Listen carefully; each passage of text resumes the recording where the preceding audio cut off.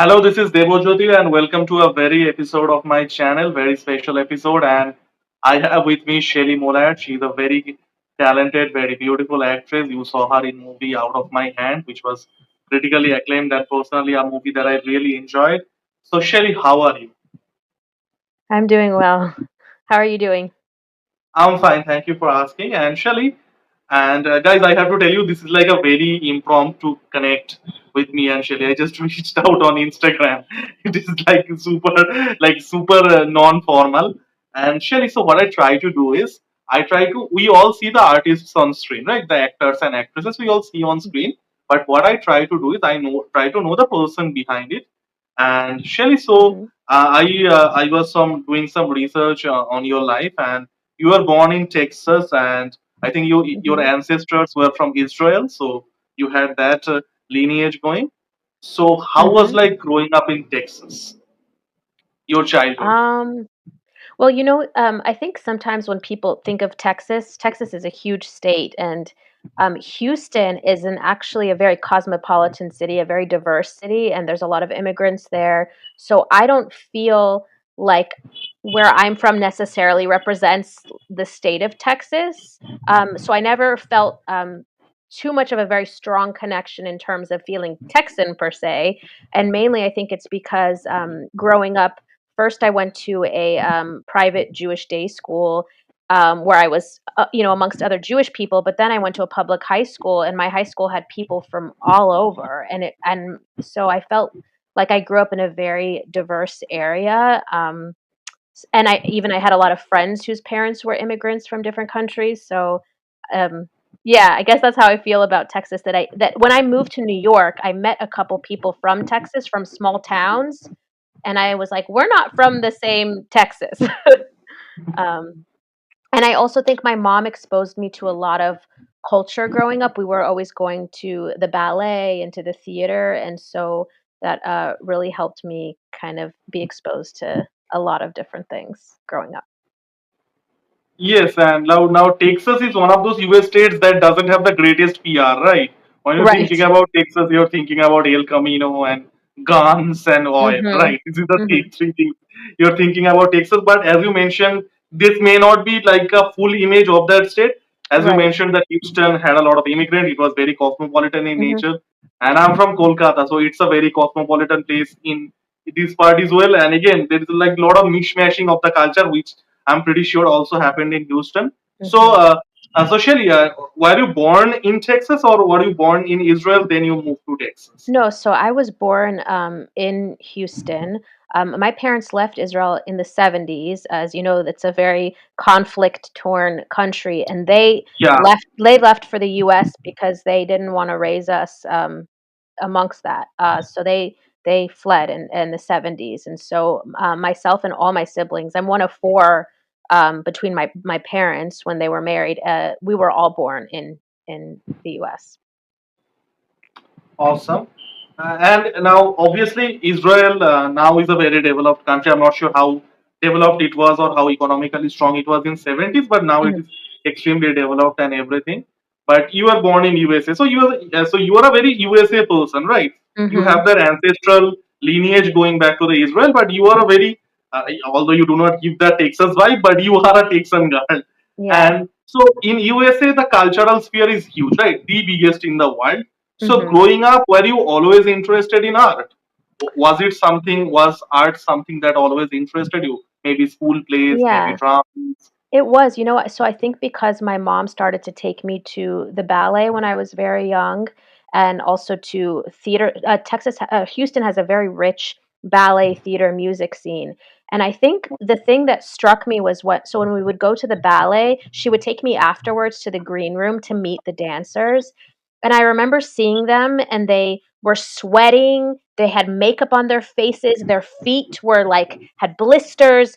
And I was trying to understand how what I saw on stage was so different from what I saw up close in the dressing room, and the magic of what they were able to do on the stage versus the people they were when I met them.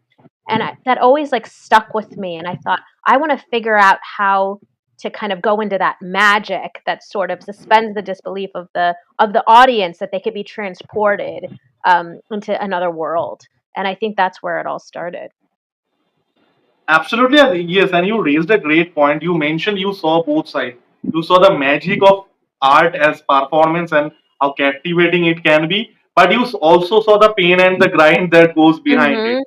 Mhm. Much Mhm. like what I also in these interviews I at least try to do. I'm not sure how successfully I do it, but I also try to do is that the art that mesmerizes us, but we do not see the behind of it, right? We see Mhm. the dance, but we do not see the bruised leg, right? We do not Exactly. see the bruised, blistered feet. Yes, No. that was a great point, Shelley. And Shelley, we often see that people who are inclined in art, there is always a bit of an influence factor going, right? Mhm. Maybe it's because it's their parents, maybe siblings. So, who are your influences on art, or like your interest in art? Like, were your parents very artistically inclined? Was it someone Yeah. else? Who You are know, the my influence? My mom did theater in high school, but she went into business. My father was in the a medical sales field. But I think growing up one of four siblings, and I'm the third child, there was often a feeling like I wasn't getting enough attention. But I noticed that if I was dramatic about something, I got heard.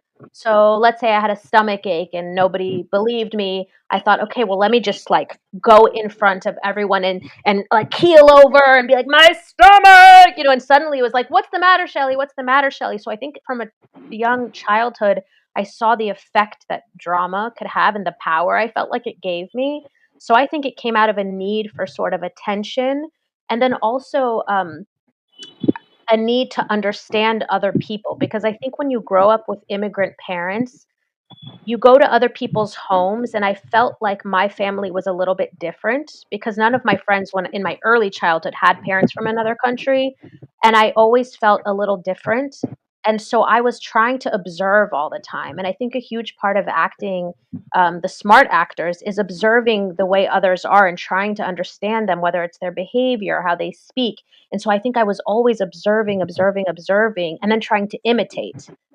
Um, and and that's how I really got interested in it. And my mom put me in, theater classes, and in order to sort of explore that from a very young age. Awesome. And guys, I need to tell you this. If you are like the way Shelly articulated as well as she did is because she's also an acting teacher. So bit of that Yes. her teaching experiences came in that answer. And Shelly, as you mentioned, you are a very dramatic child, and Mhm. that actually ended up leading to something good, your career. But Shelly, you mentioned that Houston had a very vibrant, very rich ballet culture, right? Mhm. Very rich ballet culture. So was ballet something that interested you the most, or was it the films? I I wasn't good enough at ballet, and I think I my mom put me in ballet thinking I would be able to do it, but ballet takes a lot of technique, and I think some kids are more naturally have an inclination towards it, and I think I was always kind of a little off and a little different, and I had a silly side, and I felt there was something contained in ballet, and I just wanted to kind of come out more. So then I she switched me to classes where I was like singing and dancing and performing. And actually, my first performances were for old age homes. I was a part of a theater troupe that we went into old age homes and performed songs from the Is it the thing in 1920s. USA because we do not have this in India? Oh, homes for the elder? No, no, old homes for the elder. Yeah. Unfortunately, we have, Yeah. but not traveling through that performance for them, which is Yeah. actually a good thing. Yeah, it was really lovely because, they loved it so much, and I just remember the joy they got out of seeing us sing. And I think it's like those experiences that made me want to do more. But I think that the show that I did that really propelled me into wanting to study acting more seriously was in high school. I did the play The Diary of Anne Frank, and I played Anne Frank. And this show I did for a month, and I was the only there was two children in the show, myself and the boy who plays Peter. But everybody else was an adult and a professional actor. So that was my first, I felt like real dramatic play that I was a part of, and that I was the lead of that play. And seeing that I was able to do that, I thought, wow, I think I can really do this. Awesome. And just before going forward, Shelley, with your acting performances and the drama that you mentioned with the Diary of Anne Frank, I just want to know one thing, that like what was the thing about ballet that didn't exactly click with you? Because I know there is a intense, rigorous physical aspect to it. Like I have spoken with Russian ballerinas, and my Mhm, God, the training they go through. So mhm, what was the thing? And you, as you mentioned, you loved ballet growing mhm, up in Houston. mhm. So what was the thing about ballet that didn't exactly click with I think it was, the physical part, like, with my body, and I think I'm sort of slow sometimes to catch on to things. I have a daydreamer quality, and I can attest to this as an adult because I studied, acting at the Moscow Art Theater School in 2006, and we had to take ballet twice a week. Um, and I just always felt like when we were doing the choreography, I was a little bit behind, and it's just very technical, and I didn't find that I had as much freedom. But when we did like a performance with the ballet class, the teacher let me do a little solo with cartwheels, and because I just needed to, I don't know, there's a part of me that wants a little bit more freedom, I think, and felt that I didn't like being constrained by what my body couldn't do, if that makes sense. I felt like in the theater, you could be any size, you could look like anybody can be in the theater. But I felt like with ballet, you have to have a certain type of a body, you have to be a certain flexibility, and I just felt like I was going to reach a limit, and I wasn't going to be able to succeed in that. And I felt more room in the theater to be myself and not strive to be something I thought I couldn't be. Awesome, Shelly. And Shelly, the next question is going to be somber. I do not want to go into the like a uncomfortable territory for you. But you mentioned you did the Diary of Anne Frank. Mhm. Now, as a Jewish person, now you are shielded because you mentioned that your parents moved from Israel to, yeah, to Texas. You were shielded from sort of the things that were going on Middle East and stuff like that. But I'm not sure how to ask this. But as a Jewish person, again, I do apologize if I make you uncomfortable. As a Jewish person, did you feel the weight of history when you did the Diary of Anne Frank? Because you were shielded from a lot of these things, right? Mhm. These Israel Palestine Yeah. conflicts and stuff like that. So, Yes. did you feel the weight of the history? Because thankfully, you were shielded from it, right? Mhm.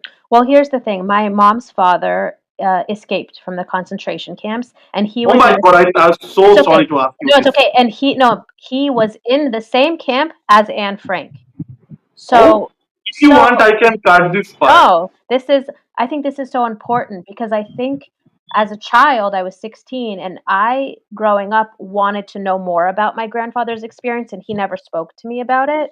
Um, You sure you're comfortable enough to share this? yeah, I can I totally cut this am. off. No, I think it's important. It's a Okay. part of Okay. history. Um, and my grandfather was very closed off. He was, because of the trauma.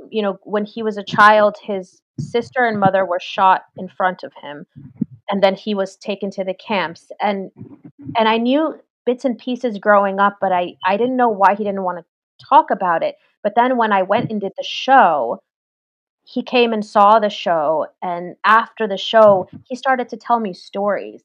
And so for me, it was a pivotal moment because I thought, how amazing that this thing that he never wanted to talk about, as soon as he saw this story and saw me on stage and saw me a part of this world, he thought, I think she's ready to hear some of my stories. And I'm actually working on a TV pilot that's a bit about his story. And it's about a character who goes to her grandfather and he teaches her some life lessons about his experiences in the war.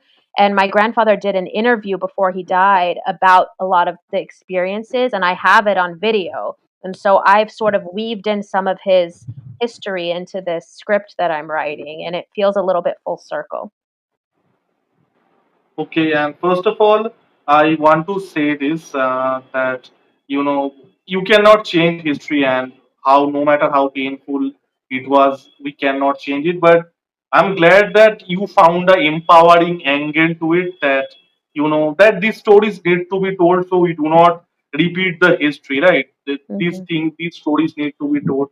But yes, what you told is absolutely, absolutely horrifying and like I cannot even imagine. But again, you found a way to empower people through it. That's great. And let's go on a lighter note. Okay, Sure. like Yeah. what kind of movies you were watching growing up? Oh, what kind of movies were I feel like as a child it was more a lot of the Disney movies, but when I started to watch real cinema and films was in my undergrad. I went to Sarah Lawrence and I took a film class. Um, and that just opened my world to films and I Fellini and oh god, who's the director of the 400 Blows and all those films? And not good, yeah, Godard, Fellini. no, not Godard. Oh my God, it's gonna come to me. Truffaut. You mean Truffaut? Truffaut, yeah, Truffaut, Truffaut. Godard, Fellini. We even saw some Indian films. I saw um, just just like a wide range of films from all over the world, and I fell in love with cinema in college. That really opened my Okay, so world. as an Indian, this is a cultural token question, right? What were the Indian movies you are watching? Is it something called like Pater Patel? It's called Pother Panchali. It's called Yes, Pother Panchali. yes, I You can saw that. try it if you are like this would be the greatest moment in the history of podcast, right? A Texas woman saying Pother Panchali. Let's try. Let's do it. Okay, Poter Patali. Pother. Let's say Poter, Pother oh, Poter Panchali. Pachali. Okay, it means songs that you sing along going along the road. That's the literal translation. So Pother Panchali, and what are the other movies that you are? I'll make a shout out. It was so fun. I know. I'm trying to remember. Oh, we watched Antonioni, the film where they're all stranded on the island. Of course, Godard. This movie Umberto D is an Italian film. My gosh, I don't know. I have a whole. I mean, it was a few years ago, but I think I still have the film journal. I got to go back and take a look at all the films because they were so So wonderful. yes, Shelley. So you watched Pother Pachali. Are there any other Indian movies that you watch? And Pother Pachali is a Bengali movie, by the way, the language I speak. Oh wow. Well, I would love for you to recommend me some more films to watch. Awesome. I would You'll absolutely have do to that. send me a list. Absolutely, absolutely. So now I'm not sure if probably it gives you a wrong vibe or something. So you are into like this E- European neorealism and like so-called the quote-unquote art films. Like what are Yeah. the mainstream Hollywood movies that you are watching? Like Oh the no. fun stuff. Yeah. Oh, the more fun stuff. Oh, I like there's like certain filmmakers that I like. Well, maybe this is still considered indie, but like Joe Swanberg is a filmmaker that I like. I like the What are his Dupla. movies? Because I don't like I recognize the filmmaker by the Yeah. movies really. I think he did a film called Drinking Buddies with Olivia Wilde. I like he some of his style from what I've read and heard is that he lets some of the actors improvise a little bit. And that was just the acting was so fantastic in that movie. And he also has a series on Netflix. It's a bunch of like episodes, but they're all different, centered around relationships, which is really wonderful. I like the Duplass brothers. I guess I'm still sticking a little bit in the indie realm. I don't see a bunch of the blockbusters as much. If I do, I think it's more kind of just for fun for me, like a fun indulgence. But I'm really more interested in sort of a little bit art house indie in the indie scene, and I think also because I'm a writer, I'm really interested in good Yeah. writing. Yeah, yeah, Yes, so your taste is more towards that indie, that more constructive approach to filmmaking, not just the fun popcorn yeah, movies. yeah. Absolutely, yes, and I will surely recommend you Indian movies apart from Pother Pachali. And now, Shelly, let's get back to your career. So you start doing the theater, and you are watching these movies. You are exposed to global cinema, and you have a very constructive outlook on movies, right? You are Hmm. not at this point. You are not just watching movies just for the entertainment. There is a constructive takeaway from it, right? Hmm. So, like, at what age or what moment you thought, okay, this is not something that is a passion anymore, and I can make it like a profession. Like, this is the thing I want to do. Well, I always wanted to do acting and writing. I kind of would go back and forth. I still trying to do both, but I think I was started oh, you know what it was? Well, so after I studied at the Moscow Art Theater School, I went after I graduated college, I worked in publishing for a year because I needed a job, but I felt like I needed to there was like that itch that you want to scratch it, and I thought I really got to go back to the theater and back to acting. So I went to drama school in New York for 3 years. And after that school, I had my first manager. And once you have a manager, they start sending you out on auditions for things. And so at that point, you're going out for jobs. And so that started back in, I guess, 2011, 2012. Okay. And like you mentioned your break and your agents and stuff like that. Now it's like a more in general question. Like you are from Texas, right? Hmm. Now people who do not know this, Texas is a huge state. It is the second biggest state in USA after Alaska and like huge economy and everything. But Texas is not exactly the like the cultural center of USA, right? It's more Right. that is California and New York. Hmm. Like for someone like you who doesn't have a godfather, you're completely of your own. You just have yourself and your talent and your hard work, right? There is no godfather, there is no mentorship, anything. How a person like you, what is the pathway for someone like you to make a to pursue a career in acting as a profession?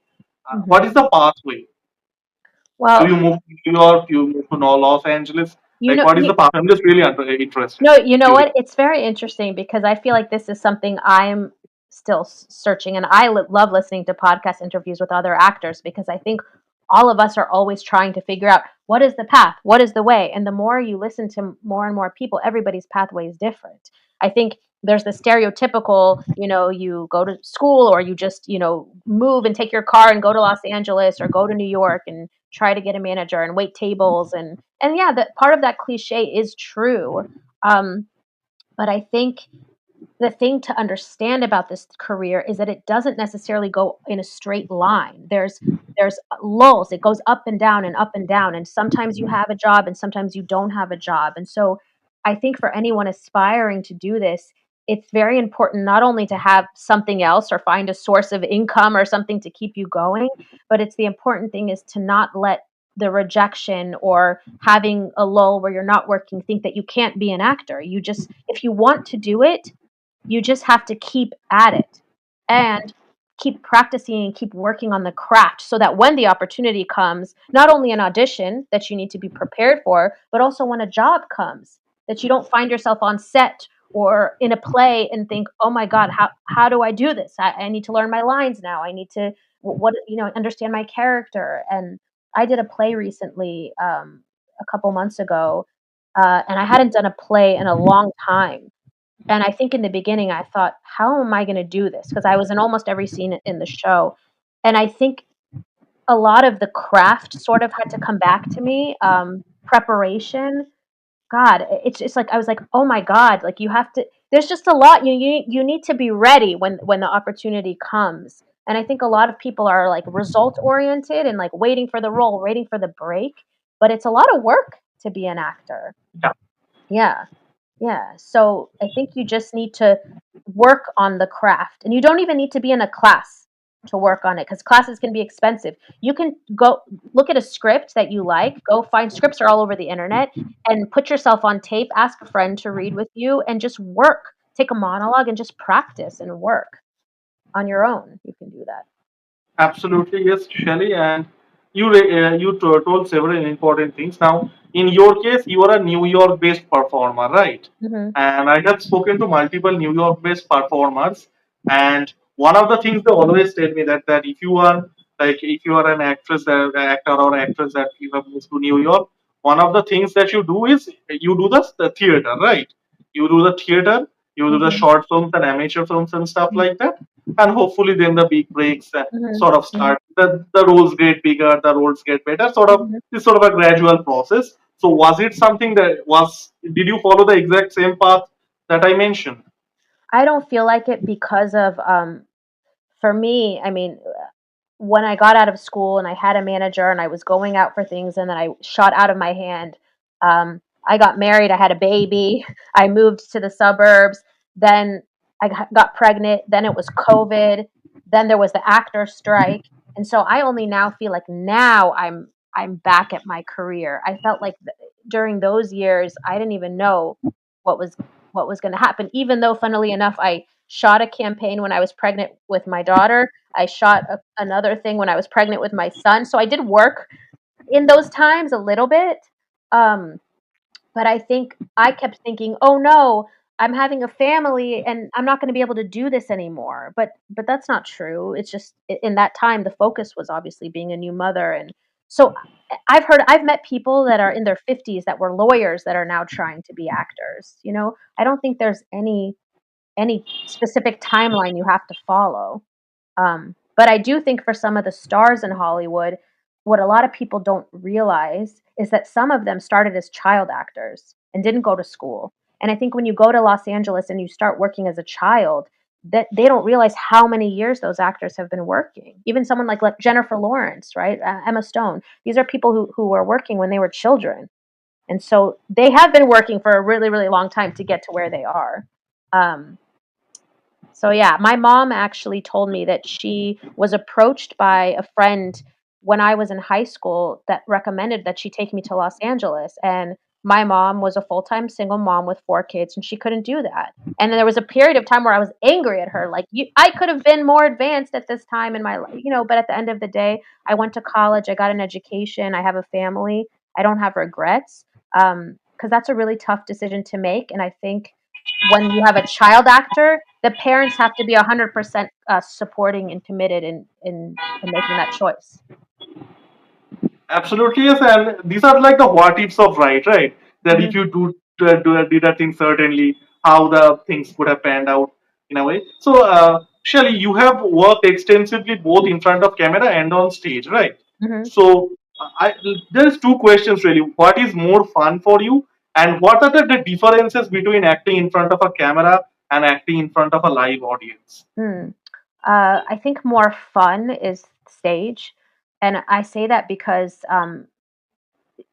there's so much spontaneity that you don't know what the audience is going to be, and until you have an audience, the energy is different. So you can do a show 5 different nights and have different responses, and so if you kind of allow the energy of the audience to feed you and you to feed them, it feels like and it's everything is in the moment, you know, anything can happen. And so there's a sort of a rush. I feel like the most nervous when I'm on stage because I'm like, at any moment something can go wrong, someone can forget a line and you have to be on your toes and so ready, and so it's thrilling. Whereas I think with the camera, it's just there is less of that because you can cut, you can start over. Um, it's a little bit more tedious. There's you're filming one part, then you're taking a break, then you're going back. So film is exciting when you're in the middle of a scene and you're shooting it and it feels good. But I think overall, the theater you get to do a story from start to finish once you go on stage, and so you feel like you get to go on this journey with the character, which is very different than film sometimes when you're filming out of sequence and different things like that. So I would say more fun on stage for sure.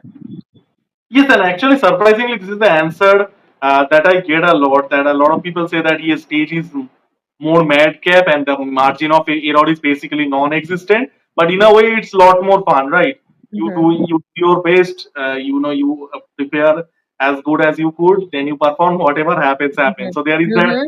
there is that unpredictability. There is that wild unpredictability to it as well. Now, Shelly, like you mentioned that you sort of moved to New York and then sort of the slowly think the things you started getting gigs and then sort of that snowballed into a career. Like, how did the Out of My Hand happen? Because that is the most recognizable film for you, right? It is Hmm. the Yeah, at this film point, that I would say especially because that film, which started off, which I thought was just going to be some indie film, ended up going to the Berlin Festival, then the LA yes. Film Festival, won Best Film there, and then was nominated for an Indie Spirit Award. So that film, I had no idea that film, and Anna DuVernay distributed the film as well, and it's on airplanes now. So I have people I haven't heard from in years will email me and be like, "I just saw you on the airplane." So that's so funny. Um, that was an audition that I did not get through. I ended Shelly, I just want to interrupt you 1 second, but up, Out of My Hand, if it came from a major studio and if it got proper backing, I think there would have been good Academy Award chances as well. I yeah, just want to say that. yeah. Um, but that I saw that audition just online on Actors Access, and I self-submitted for it and just went in for an open audition and got a call back, and then I got the part. And um, the actor who played the main character, Bishop Blay, he had done some acting in Liberia, um, but when they came to New York, that was the first time they'd been, I think, to the US, and meeting him, we actually that's the only film I've done where we did rehearsals, and we rehearsed in a theater studio. And so that was very special because that's my background, and we got to meet in a space in Brooklyn, and we rehearsed all the scenes before we went to set. And I think, that really helped make, the performances between us, rich, I thought. Yes, even the story itself is like a Liberian man. First of all, if you say the word Liberia, people don't know which continent the country is in. Mhm, Is it in mhm. Africa? Is it in Europe? The things Yeah, like that. And I know yeah, it's in Africa. I'm just saying, like, there are certain countries that, like, you don't like Suriname. If you mhm. ask, like, Suriname, which continent, the people get confused, right? But anyway, the movie was critically acclaimed, and it was not like $100 million hit or anything, but it got a lot of critical acclaim. Did things change for you after that? You know, I think that I thought they would more at the time. And here was something that I found when I went, because I went to Berlin with the film. And that was when I realized that for independent filmmakers, the festival for them was not really for the actors, it was for the filmmakers. Um, because I don't know how else to explain it, but I remember feeling like, wow, this is really for them. It felt like the only time I felt like, we were really celebrating everybody in the film was when we all went to the LA Film Festival because everybody came to that. Okay. Um, but I think I hoped more would come from that. There was one positive thing that happened, that when I was at the LA Film Festival for that film, I went on an open audition for another movie, just going, and I actually booked that, which I thought was so funny. Because the director didn't know I didn't live in Los Angeles, and I just kind of showed up audition. And then I got back to New York, and my manager was like, "You just booked a movie in LA," and it was a Christian film, and it wasn't a film that had big distribution or anything. But I got to fly back to LA and work on it, and that was really exciting for me because I was like, I can't believe that happened. But felt really lucky. So yes, and as you mentioned, I think there is a bit of a bias as well, that independent film, it is looked as more as a craft, right? It is more Mhm. as this director's vision, the craft, but Mhm. probably actors and actresses don't get highlighted as much as the craft 100%. itself. And Mhm. in more mainstream movies, that is the point, right? You see the glamorous actors and actresses, so they are the actors are more focused. So I guess it is a bit of a bias that we movie reviewers and especially movie critics have as well. Yeah. No, I really started to understand that because I realized that in Hollywood, like the bigger films, the blockbusters that you're going to see, if I were to ask someone, "Do you know who wrote that?" or "Do you know who directed that?" unless it's a big name director like Spielberg, no clue. You know what I mean? People, they go to the film to see the star, but for independent cinema, it's all about the writer and the director. Yeah. Absolutely, yes. And speaking of the big movies and glamorous roles, now Shelly, you had the looks and you had the figure, but I was going through your roles. So did you like really think that, like, as an actress now, as an actress you had the background of watching very constructive movies and theater, but did you really thought the way you look, the way you carry yourself, there was like maybe a more glamorous roles, or maybe like don't want to say more eye candy roles, but you get what I mean, like more I glamorous. do. I do. And Yes. when So I do was you think that there was a missed opportunity in that? Because I actually recently talked to an actress and she was so honest, right? Like she said, yes, I do this like she's an European actress, and she said like I do this really heavy dramas and stuff but like I want men to look at me and say, yeah, she's a very sexy woman. Oh So yeah. I was like, yeah, that's a other way of looking at it as well. Well, I would say that when I audition for things, for the most part, a little less now that I just turned 40, so I'm now starting to get roles that are a little less objectified, let's say. But all of the auditions that I was going on in my 20s, what when I would audition for something, the character had something to do with being eye candy. So the issue that I found with that, the struggle I want to say, is that when you're casting based on that, New York City is full of beautiful women. So when you're going to an audition for, let's say, what did I audition for? A show, The Deuce, I think, is a show that had a lot of very sexy characters. Yes, the news is about that pornographic Right, industry, right? right. I think that was Yes, yes, one. yes, yes. It's like I'm confusing them all because I can't tell you how many auditions I went on where I had to wear something skimpy. And you show up into this dressing room and I you think the see, news role is probably like it had so much nudity. yeah, yeah, it does. So I just want to say that I went to a lot of these auditions in my 20s, and I would looked around and saw, oh, I'm not, I don't want to say that I'm not unique, but you looked around and the room was full of curvaceous, beautiful, sexy, women, and we're basically all auditioning our bodies, and we'll pick one. So I felt like, for me, being that I came from a theater background and I studied acting, it's not that I don't want to do those roles, but I need to find a way to stick out, whether it's from comedy, whether it's from understanding how to be a dramatic actress, and then just have the fact that I have a figure and may have looks as a bonus, because if your calling card is just your looks, you're going up against, so many other people.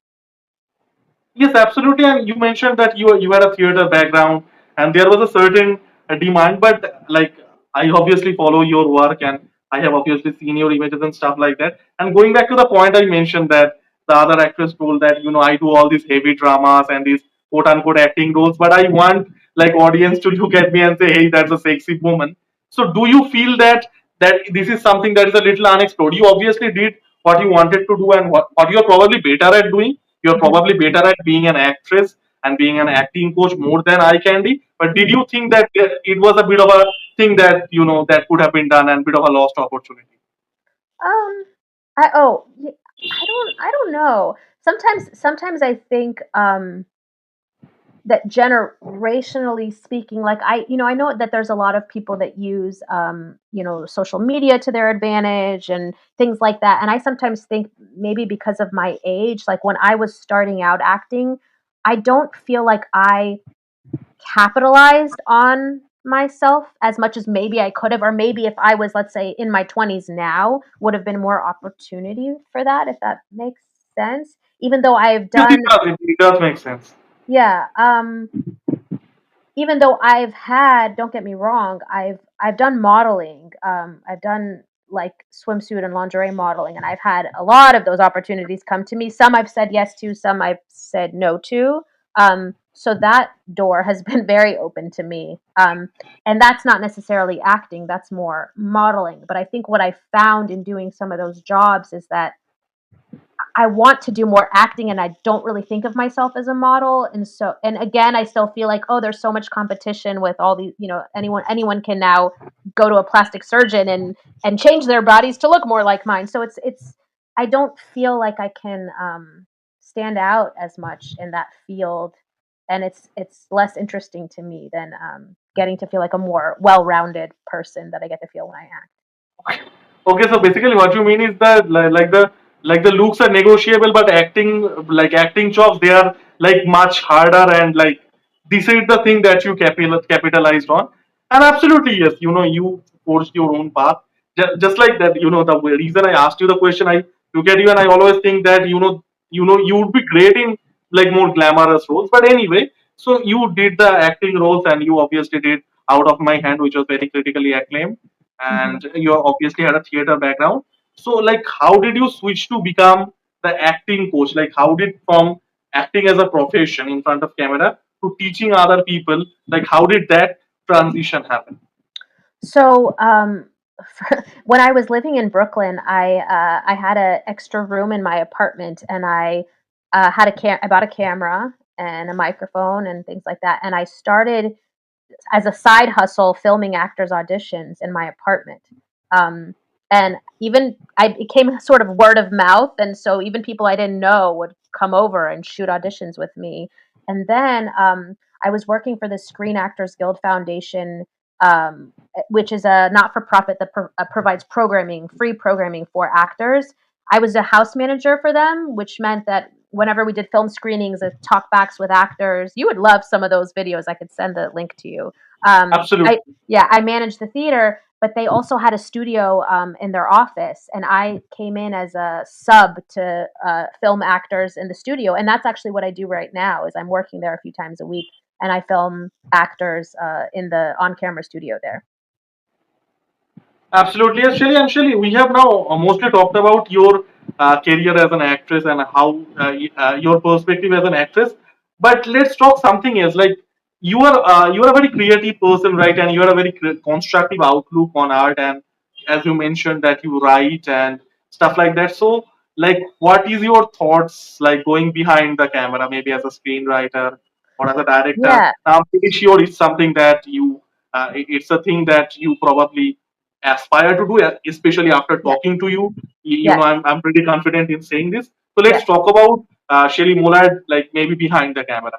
Yeah, so I've started to build my confidence very strongly in terms of directing because I'm now working with so many adult actors in their auditions, and I feel very strongly about my ability to direct actors. I think I'm very good at it.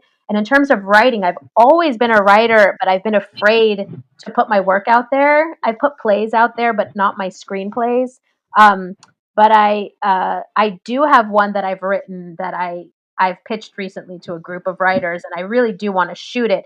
I just think it's daunting because when you have your own project, you have to raise money, right, to put it on. And I have some friends who have done that, and I find that I don't want to ask people until I feel like what I have is fantastic because I'm very hypercritical. Is it a fake script?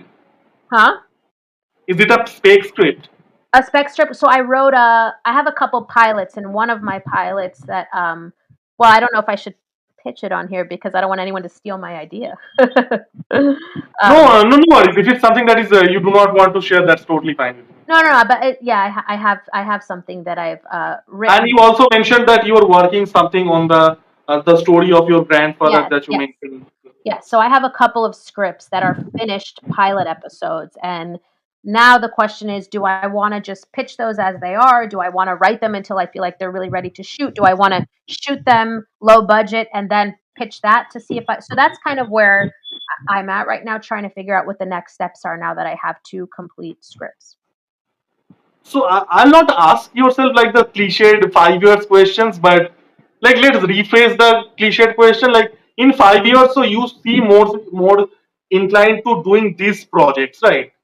Well, The I'd things that really, yeah, I would really love to do my own projects, and I also would love to work more in television. I think that's really, I feel like I haven't like broken in yet to TV, even though now I'm getting auditions for television. Um, and I would really love to get to do some more television and then to shoot my own stuff. I think it's tough, right? The competition is very fierce, but a lot of people say if you make your own work, people will come, they'll recognize you more, and you can, and there's more opportunity when you make your own work because you can write for yourself. absolutely yes. There is more creative freedom as well, right? You are Yeah, not told what to do. And Shelly, as far as I know, you speak fluent Hebrew, right? I speak Hebrew and I also speak a little Russian. Man. So Hmm. like when we as Indians have these bragging rights that we speak multiple languages, right? But Hmm. in front of you, we do not have. I also speak like three languages. You also do. What do So you that's speak? great. I speak Bengali, Hindi, English, and a bit of Sanskrit. Oh wow, that's impressive to me.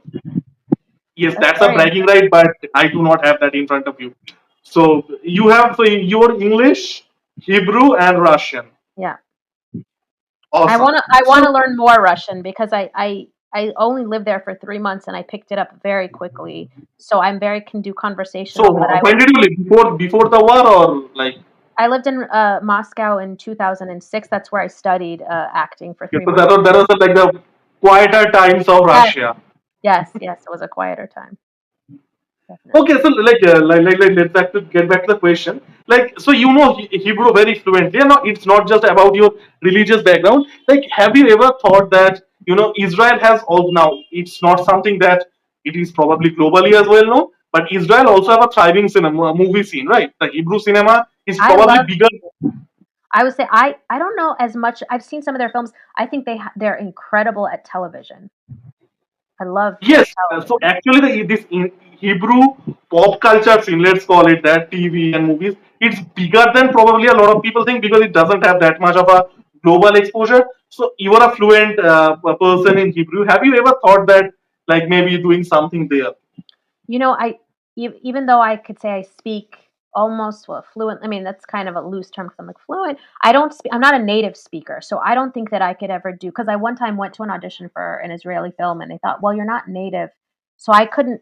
I don't think I could do a film or TV role where I was playing a native Israeli. I could be somebody who speaks Hebrew, an American who speaks, or one that's in both English and Hebrew. But because I'm not a native speaker, I don't feel comfortable fully acting unless I really studied and had a coach or something like that. Noted. And what about your like your like you have learned Russian as well, and obviously I'll not suggest you to move to Russia now, but like maybe if the things cool down. So do you have any aspirations in Russia? Because again, now I'm not sure Russian movie has declined a bit. It's not as strong as it was during the Soviet era. But so do you have like do you see yourself like you know Russian? Do you see yourself as a career opportunity, or is it something that you just want to do? No. No, I think if there was like a role or theater or something where I had to play, actually, I think I'm trying to think. I played in a show about Baba Yaga where I had to speak a little bit of Russian. And the person who directed and wrote the play both were actors and writers that I went to drama school with in Moscow. So I think I could use it for the theater. And I think, I don't know if that many people know, but Russian theater is incredible. I haven't dabbled in Yes, Russian cinema, but their theater is fantastic. Yeah. yes, and I think now it's probably declining because of everything. But at one time, like Russian ballerinas was as famous as Hollywood actors, right? Yeah, yeah. But now I'm not even just talking about the ballet, but the theater there. And they Yeah. have a couple companies that have come to New York and done shows at the Brooklyn Academy of Music, a few that have traveled. I'd seen about three shows that came from Russia to Brooklyn. And so they do have a little bit of a global audience. Awesome, awesome.